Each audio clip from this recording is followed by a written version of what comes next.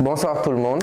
Donc on se retrouve après 2 jours de codage intense pendant lesquels vous êtes restés ici à la maison Socium.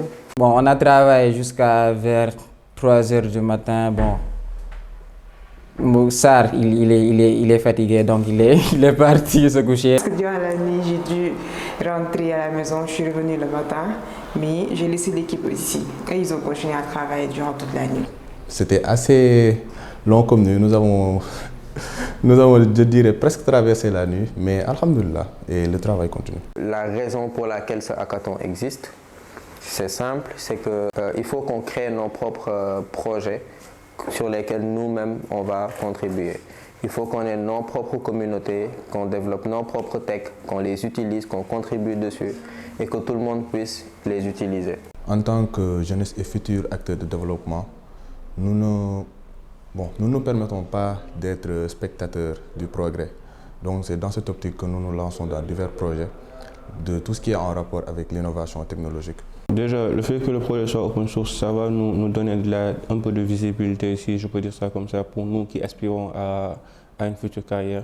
Je veux dire c'est un peu le soubassement de certaines choses et de certaines compétences. La première fois que je travaille sur un projet open source, c'est un peu excitant, mais je trouve que aussi c'est très important parce que les autres auront la possibilité, surtout les étudiants, d'utiliser ça. Je pense que c'est tout simplement la meilleure des approches parce que le monde n'est plus, en fait, on ne peut pas dire que le monde est maintenant renfermé, surtout dans le domaine de l'IT.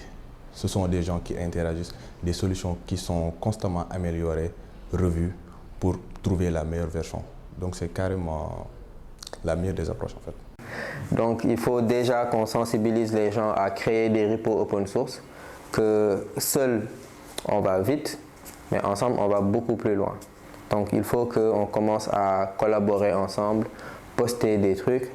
C'est pas seulement pour les développeurs, c'est aussi pour un peu montrer l'exemple aux autres entreprises, comme quoi quand il y a des technos, nous pouvons avoir des technos qu'on utilise et que d'autres entreprises, même concurrentes, puissent aussi en tirer profit et nous tous on avance ensemble. Le niveau s'élève en même temps et il s'élève en même temps pour tout le monde et tout le monde est gagnant et puis on continue à élever le niveau. Moi, je faisais des hackathons, mais c'était uniquement lié à tout ce qui est développement web ou mobile. Et là, c'est la première fois que je fais tout ce qui tourne autour de l'IA.